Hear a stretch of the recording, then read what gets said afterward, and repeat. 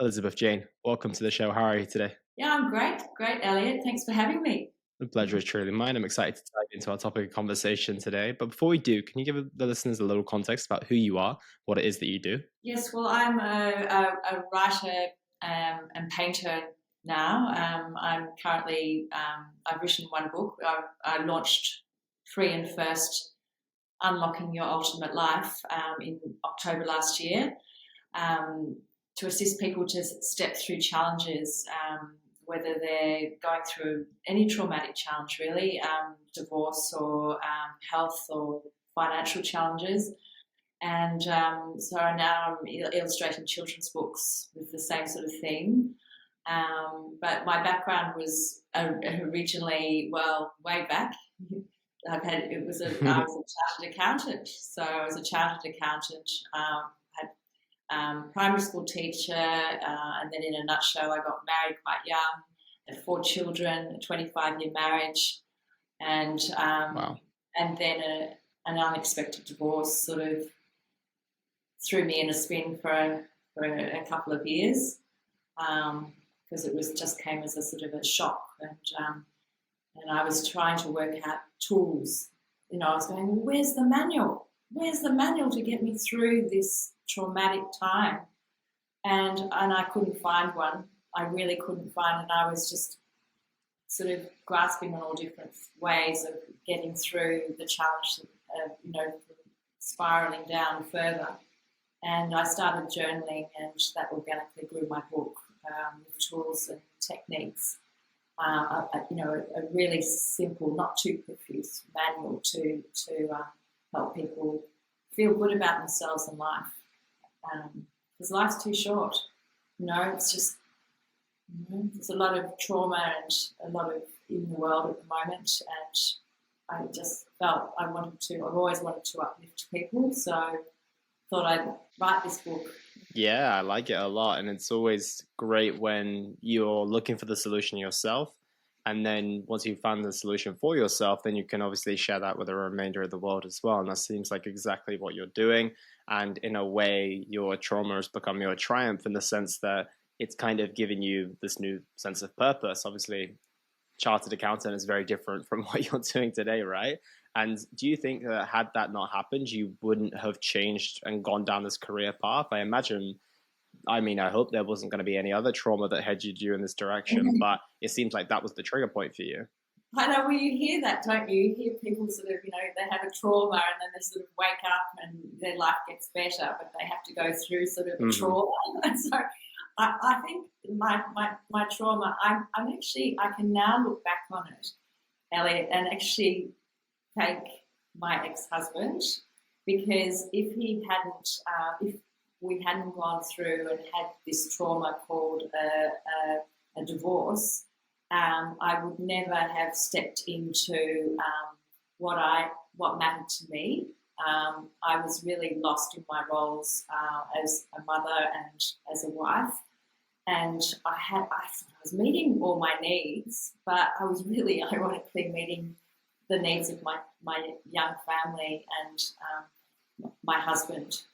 And I didn't really know that I wasn't meeting my needs, and I didn't really know that I wasn't looking after me. And until this trauma sort of hit me. Yeah, that's the thing. Unfortunately, it wakes so many of us up. I'm always keen to understand, is there any way in which we can wake up sooner? But I don't know why, but every time I seem to speak to people, especially people who come onto this podcast, it's like, no, it was until this moment where I broke, and then that's when the turnaround Yeah. happened. And it seems to be the case for everyone. So Yeah. Well, I think the thing is, my book is just, if you are going through a challenge, it helps you step through the challenge more gracefully. It gives you tools so as it won't be as bumpy a road. Because the reality is, we're all being challenged, whether it's financially, emotionally, or health-wise. And so we've all got some people have got three baskets. And this book is hopefully, it does really soften, it smooths the bumpy road. The roller coaster is not so scary, hopefully. Yeah, absolutely. And you mentioned when you just told me about your divorce that things came, I should say, super unexpectedly. Why were they so unexpected? What came out of the blue that made you realize, okay, well, this actually is going to lead into this place that we're going to go in? But it seems like you didn't have too much awareness that that was coming.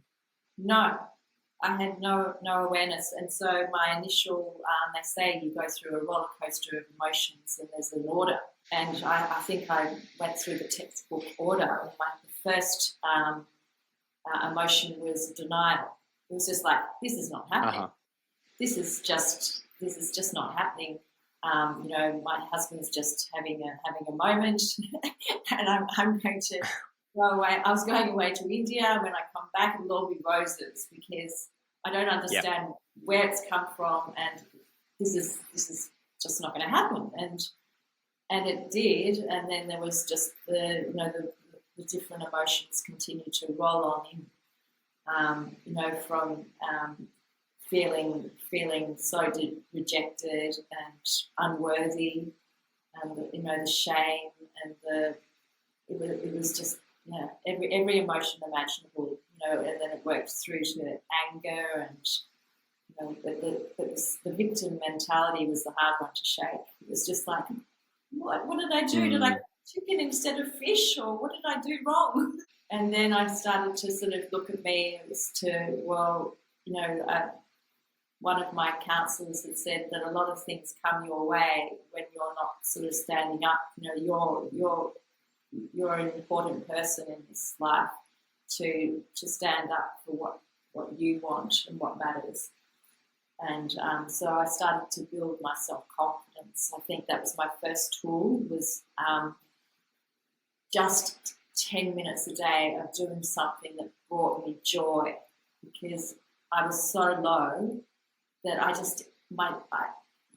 everyone could have given me to do this, but I wouldn't have got there. I just had to really find something that brought me joy in the early days. And then I used other tools as I could handle other tools, which I talk about in my book. But the first immediate tool was actually going, okay, be kind to yourself. Have some playtime, you know, have 10 minutes of playtime to play like a child. Don't be so serious with yourself. And, whether that was doing a silly dance or going to pick the neighbour's flowers or whatever it was, that really helped shift my low mood, when I felt so Yeah. lonely and lost, and going, well, what happens now? What happens? I had 4 children, adults, and I had a husband who just was no longer, and I was going, well, what's my role? Yeah, I'm super curious about that part. How did you handle the identity piece? Because I think a lot of us obviously tie up our identity within our relationships, and I think some of that is completely fair and understandable, but there's another side of that that obviously we should maintain our individual identity through being a partnership and through being a couple. But how did you navigate that identity piece? Because obviously you probably had the role and the name of wife and mother, and obviously mother didn't change, but it probably was given a little bit of a different context when you went through that divorce, I should imagine. Yes, well, it took a while, Elliot, to actually reclaim me. I could have named my book, Mm. Finding Me, or the rediscovery of me, because it's like it just happens so subtly, so slowly over a quarter of a century. Like we've been together, nearly 30 years, since I was early 20s. And so you sort of moulded and having 4 children at one stage under 5 years, you really were just diverting you time to your children and your husband, rightly or wrongly. So I didn't even realise it was so subtle. It happened so subtly, over the period of time. And then with the bolt of, the shock of it all sort of just in a puff of smoke, it felt like, okay, what happens now? What happens now? And so first of all, it was following my joy, which was a really important thing, having that 10 minutes of playtime. And then the second thing was I allowed myself a lot of reflection time. I was fortunate that I had a lot of time away from the hustle and bustle, and to actually stop and have reflection time about what mattered to me, and to actually be in the present moment, which is so important. When we're in the, I felt, for me, when I was in the present, I felt good, but when my mind started wandering into the past, into the shame, the blame, the regret, the drama, well, then my mood would just plummet, and I would be drained of energy, and likewise, if I was going into the future, I'd often be catastrophizing about the future. Where am I going to live? No one loves me. And all those thoughts would plummet my mood as well. And so, apparently someone said to me, oh, well, they say research says you have 60,000 thoughts a day. And I go, okay, right, I have 60,000 thoughts a day. And said, well, most of them, though, are in our unconscious. And a lot of them, many of them, are negative thoughts of the past, that's sort of spilt milk, or the future, when we can often get into fear.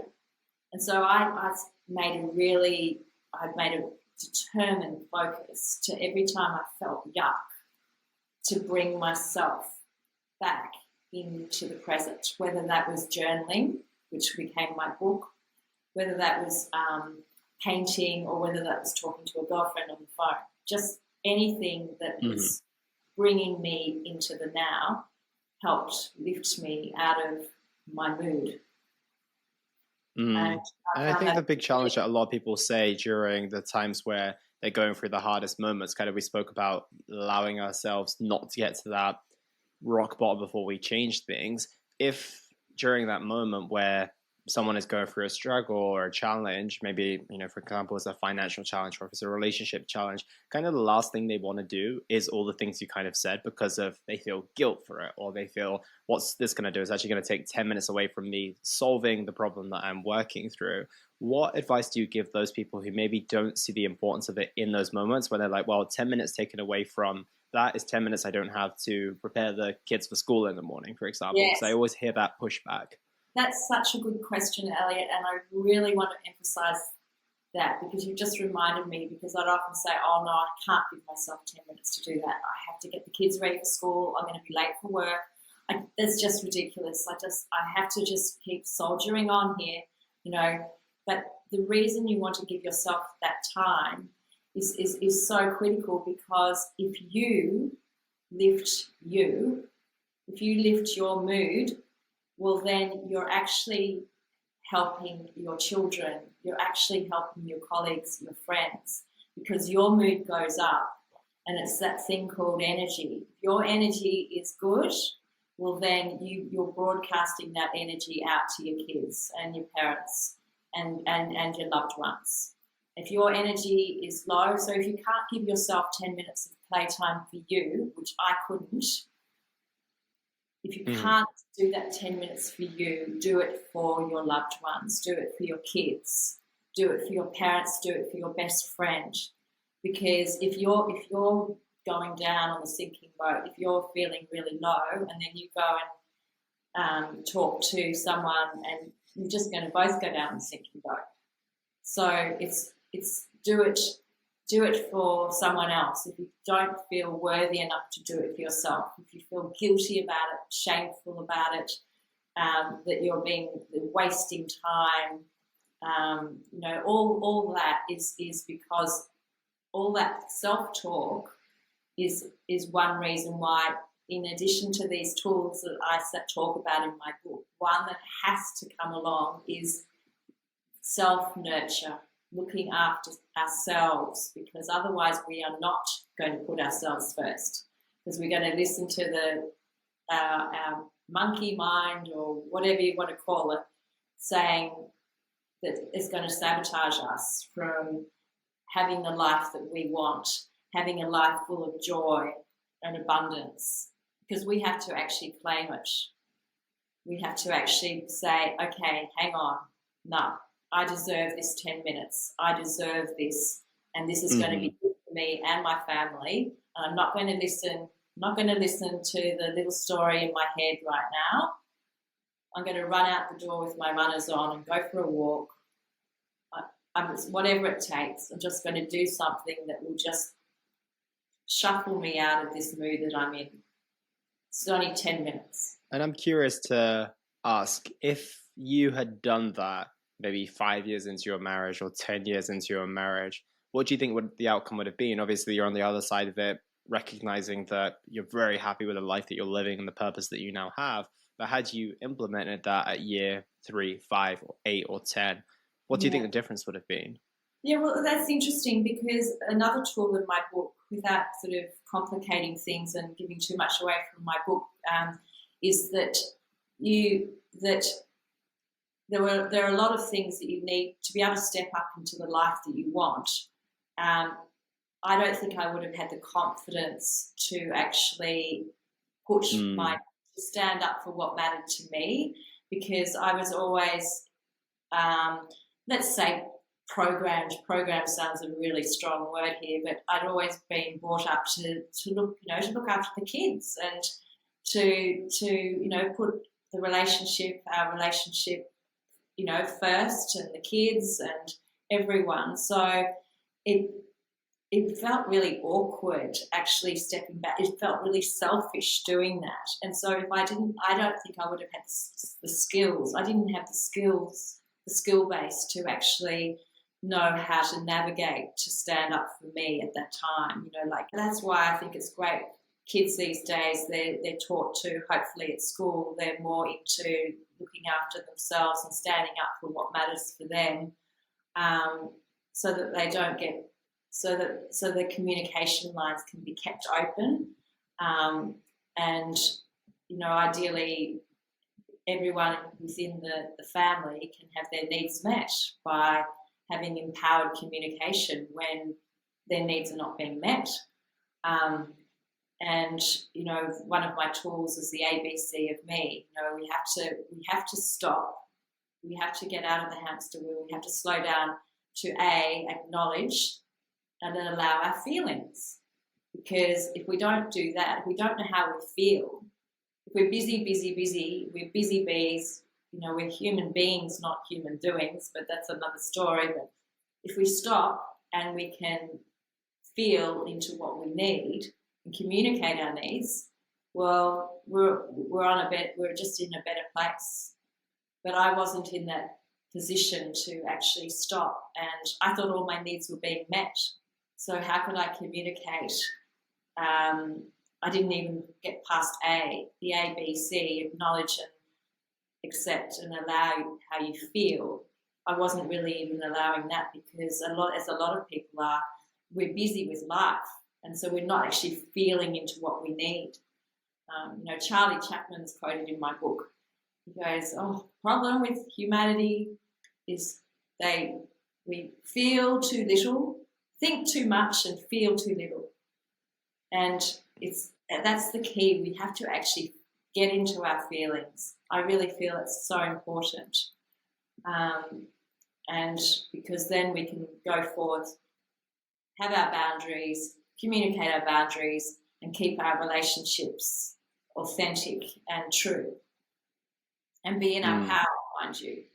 When we're authentic, when we're free to be who we are, then we are in our power, I believe. But so many people... Yeah, absolutely. So my book sort of takes people... It's not a profuse book, because people, when you're going through a challenge, that's the last thing. I think I was thrown a book on boundaries, and I go, what? This is just so thick, and it was just too tricky to sort of navigate. And I thought, being a primary school teacher, get a book out Mhm. that is just, you know, easy. You can pick it up on any particular chapter and learn a skill immediately to help uplift you and make you feel better about yourself and life. And but more importantly, bring more joy into your life and more abundance in every. It's sort of like it's contagious. The more joy you feel, then you really step into a higher energy, and the law of attraction. You do attract a lot more abundance of the good sort into your life. Mhm. Yeah, you got to be careful of not just saying abundance because we don't know what that abundance is coming in the form of. So it's a good point that you made to say good Good, abundance coming to good you, right? abundance. Yeah, precisely. And with that being said, you mentioned just now that obviously you mentioned that programming was a strong word, but at the same time, I think that there is a degree of programming and conditioning when we are younger into what we believe is important and the way that we kind of live out our lives to a degree, unless we take that moment for self reflection and really challenge the things that we have been taught, that we have known to be true, etc., etc. And a big mantra in society and within couples as well is this stay together for the kids mantra, right? Yeah. So I'm curious to get your take on something that's definitely going to come to the minds of couples who have kids who are on the brink of divorce perhaps, and they stay together because of the kids or because of, like you said, where am I going to live, or well, better the devil you know, right? So what's your thoughts on that? Well, I think that's a very good question, Elliot. And I think children, whether we like it or not, I don't know if you've ever hopped on a horse and just don't know how to ride, and the horse takes you for a ride of your life because it picks up on your energy. So children, likewise, even if they're not in a very much a conflict situation where the parents might not be throwing plates at one another and yelling and screaming. But even if there's an undercurrent of any sort, children do not thrive, I believe, in such an environment because they, like the horse, they pick up on the energy. They pick up on the energy, and that drives them down into not a good place often.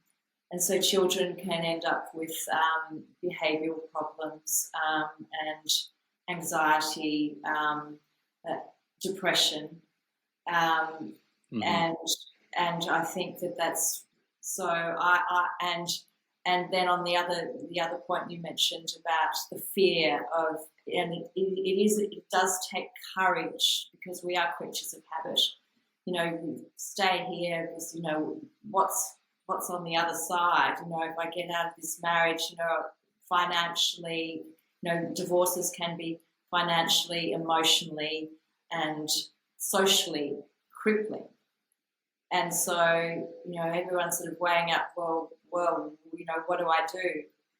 But I really think that applying the tools, of course, the ABC of me, and having those empowered conversations with our spouse or our partner as to how we feel and putting in our boundaries, and problems may just ease, like the challenges, the conflict, if there is conflict within the relationship, may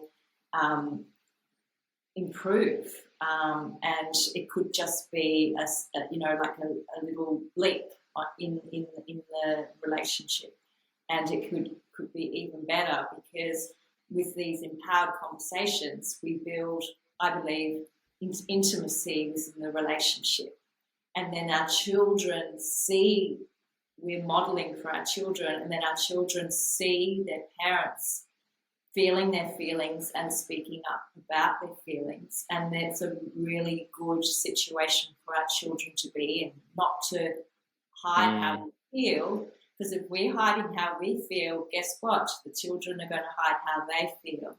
And then, as we know, when we contain our feelings within our self, that's not good for our health. I don't believe holding our anger, our sadness, any of our feelings within is good for our health. anger especially, it's been scientifically shown to, lift cortisol, and our body organs are becoming acidic. And it's just, we really need to, I believe, not to hold things within, not to explode things outside, have that anger volcano erupt, but just to have an empowered conversation, follow the middle road, and hopefully build intimacy. And of course, it is worth, definitely, I believe, having a real good go at relationship building for the sake of the couple, as well as, of course, the children. But if it's not working, I think it's important to speak up and go, hey, this is not working for me. I don't know if it's working for you, but it's probably not working for the children if it's not working for the parents.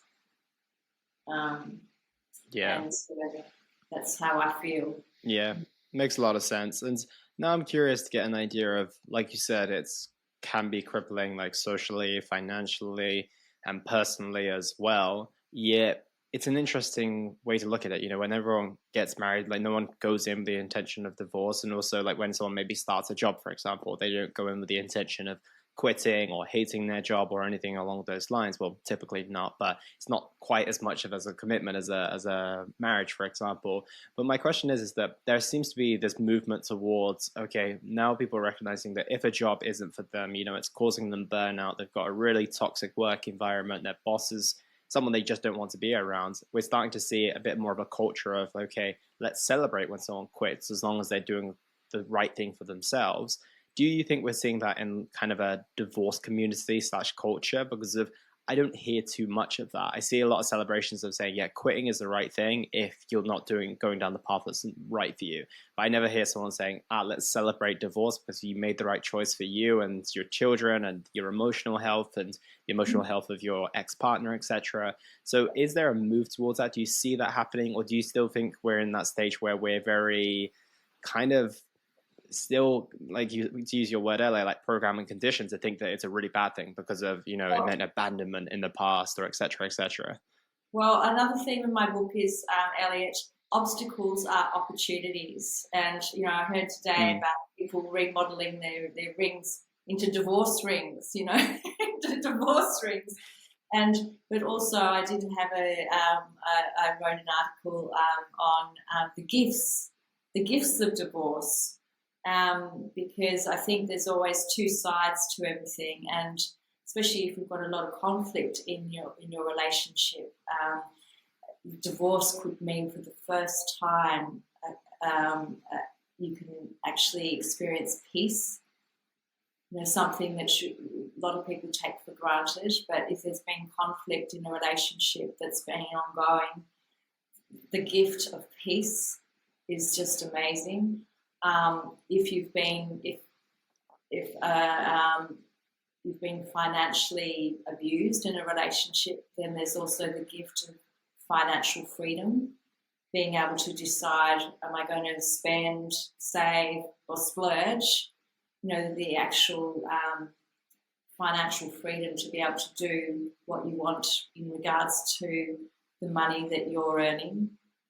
And then another gift is, some women and men, it can work both ways, may have not had enough time to spend with their girlfriends or male friends, and all of a sudden they've got that freedom where they can actually have fun and spend time with relationships that they may not have been able to have within the marriage or the partnership.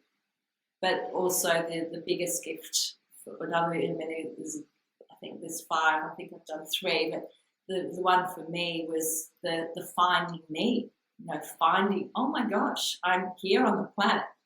And we enter the planet alone and we leave it alone. And, oh, okay, I can work out something that I really want to do and pursue it. And, fortunately, my children are older and I've got that time. But it does coming out of a relationship, you have got that extra time to actually work out what matters for you, and just to, it takes courage. I'm telling you, it takes so much courage to turn the corner or step up and to follow what matters to you. Once you find out what matters to you, because if you've been in a relationship and lost yourself, like, not everyone loses themselves in a relationship, but a lot of women and men who've been in a relationship for a long time, you can lose yourself in work, mind you. It doesn't have to be the relationship. You can lose yourself in your work. And then when work falls apart, then you go, well, hang on. I lived in Tokyo and for 3 years, and the Japanese businessmen often would lose face when their work wasn't working because they didn't have aspects of their life that were to turn to. They didn't often spend too much time with their children, and they were travelling to work.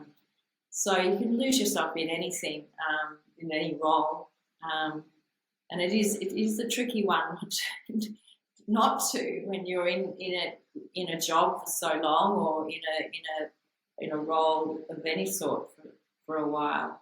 Yeah, and I think the thing I'm hearing is that it's not necessarily to do with being within a partnership. It's about recognizing that all these things now, if you're a single person or if you're someone in the early stages of a relationship or a deep stage of a relationship, it's just about doing these things anyway, right? Because of it's the amount of time that's spent in these positions of not feeling like you've got your individual identity or doing things only for other people and not yourself, etc., etc. But if you go into a relationship where both of you are equally doing that, and you're doing that from very early stages, or you make a point in your relationship where you're like, okay, even if we're 10 years in, we're both going to decide to do this now. Maybe things aren't too far gone.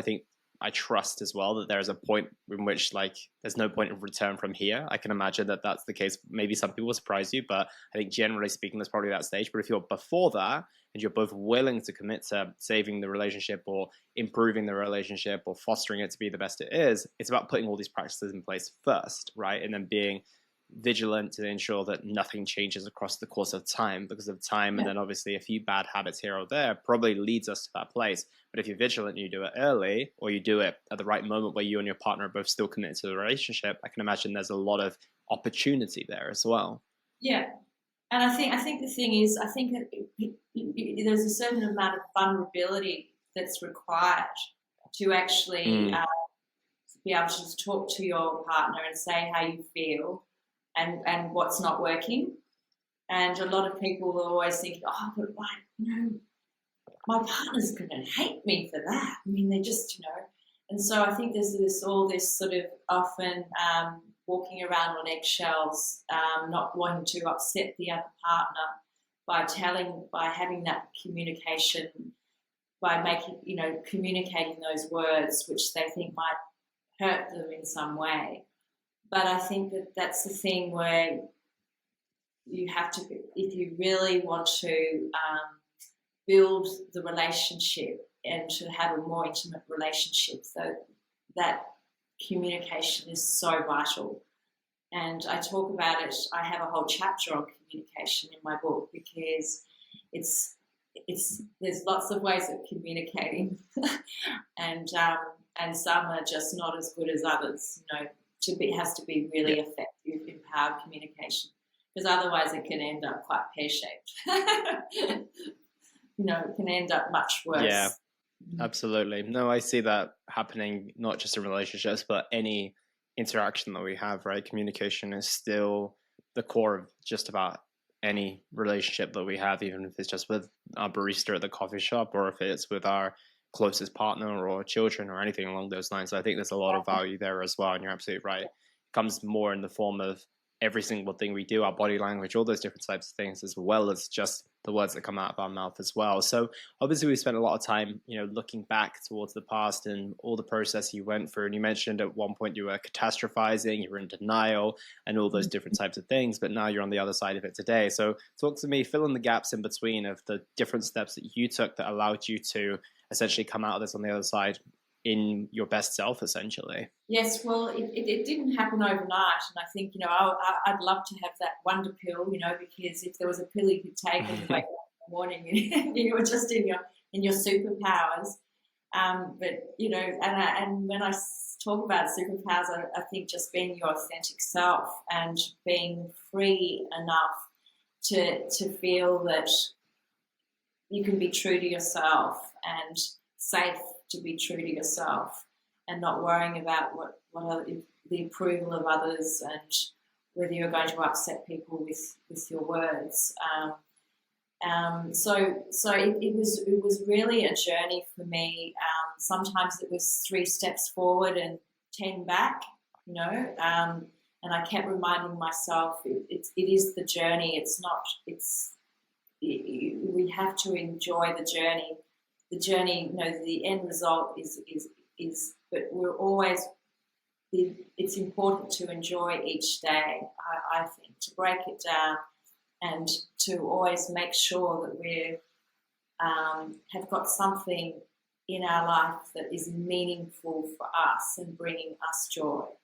And so I just kept, every time I would plunge down into, I think I touched on this, but when I was feeling awful about myself, I began to realize that when I was feeling really bad, my mind had gone into the shame, blame, judgment, regret mode, and I was able to go, hang on, I'm back in the past. I'm hanging in the drama. I'm in the victim mentality. It's just not. It's draining my energy. I'm getting out of there. I'm not going to. So then I'd come into the present. So I'd use some sort of tactic. At first, it was a tactic. It was a distraction. So I just turn up the radio in the car. One teacher actually said, tune in to Today FM. Every time you feel yuck, you're either probably in the past or the future with your subconscious thoughts. So tune in to Today FM. And I thought, oh, that's a pretty good thing. I'll just remember that, so I just take my mind into the whatever it took to shape myself and bring myself back into the present. And then the feel good self nurture was really, really important because I couldn't, if I didn't know what mattered to me and I didn't know what I liked and what I didn't like, which I didn't. I had never painted and I'd never really thought I was going to write a book. But exploring different hobbies was important too, exploring new things, diving deep into something new and not having the expectation that you're going to be an amazing painter or an amazing crocheter or not being tough on yourself, just going, hey, I'm going to have a play. I'm going to play with this new hobby. And if it becomes something that I enjoy, well, that's fantastic. And just trying different things helped shape working out what I needed in my life, working out what mattered to me. And then I felt good enough about myself so I could stand up for me in having those empowered communications. I would not have been able to stand up and have those empowered communications with my boss or my partner or even my children if I was not feeling good about myself, because I just didn't think that I was fit. So it just can't happen. So the feeling good about yourself, the self-nurture, having the playtime, being kind to you is paramount to be able to walk through these life's challenges, whatever form they come in, whether they're relationship-based, work, home, whether they're financial or whether they're health. Whatever package your challenge comes in, the tool of looking after you is really, it's not selfish, it's selfing. We have to look after ourselves. Yeah, and in that process of looking towards those things that you needed to do for you to make yourself feel much, much better, did the fears that you had just kind of fade away of like, yeah, where am I going to live? Is anyone going to love me, etc., etc.? Did they all start to fade away thereafter? So no, because your fears, it's interesting, your fears, unless you sort of front your fears, then they don't really fade away. I've found they actually just get contained within us, and they cause havoc with our health. So as my fears, as I stopped and I allowed myself, because your fears and all your emotions won't surface, I don't think, when we're busy. When we're busy at work, when we're with the kids, when we're busy, it's very hard for our emotions and our fears to surface, but they have to surface. In the children's book, I'm writing about, Mr. Sad and Mr. Angry, and they're all floating away in hot air balloons. Bye, Mr. Sad, bye, Mr. Angry, because they have to actually come up within us to be able for them to be released. I use non-forgiveness as a really good one. Non-forgiveness and anger, they just plug us down. They're a weight. They're like a weight on you're a hot air balloon. They're a big heavy weight. And until we can go fake it till you make it and forgive, we're going to feel heavy. We're not going to be able to shift our mood. I heard someone say, and I totally agree with this, that non-forgiveness is self-abuse, because it is worse for us than the other person, I believe, in what it does to us. So we really have to go, it's not we condoning their behaviour, it's actually just forgiving them that that's where they're at, they're on their road, not judging their path. Hey, that's where they're up to, that's their level of understanding, that's their road. I'm choosing this. I choose this behaviour. But, so be it, with whether it's your ex, an employer, a child that's being aggravating. That's where they're at with their understanding, and I'm going to forgive them. And you feel a lot lighter with letting, so going back a step, you really can't, it's not keeping anger within, it's not keeping non-forgiveness. Oh yes, I forgive them. You have to actually really let it go. You have to actually understand it. Yeah, it's powerful, and I think it's, as it's said quite a lot, like it's more to do with ourselves than anyone else, right? And I think that's the main thing that you need to do it for. Yeah, for the other person, absolutely fine, but it's also for you to be able to move forward, for you to be able to, like you said, let go, not just say, it's okay, but to actually really, really be able to push forward and let go of this. But yeah, I love that. And I love all the topics we've gone through today. And I'm glad we've been able to speak about quite a taboo subject very openly. I think that's always a key to success on this show. I always want to just bring things out of the dark and into the light, and recognize that they're really not that bad once we start to speak about them. And I'm glad that you are doing that work and speaking a lot about these things. And I've got a couple of final questions for you. The first is, what impact do you want to have on the world with the work that you do? Yes, well, all I want is for my book to get around the world to uplift people. So it's really, and how I see that is when we feel uplifted, we open our hearts, and then we connect to our true, powerful selves. And then everyone can step into their true mode, their true self. And that's what I'm holding the vision for, Elliot, that everyone can feel safe to be able to speak their truth and open their hearts and lift into more joy in all aspects of their life. Amazing. Yeah, I think it's very much on the way to doing that. And where is the best place for people to find you or to find the book if they want to pick that up? Yes. So just hop on my website, elizabethjane.com.au, and buy the book, buy it for a loved one, buy it for anyone who's being challenged with, financially, emotionally, whatever challenge, whatever form it's in. This book will hopefully lift them into a better place.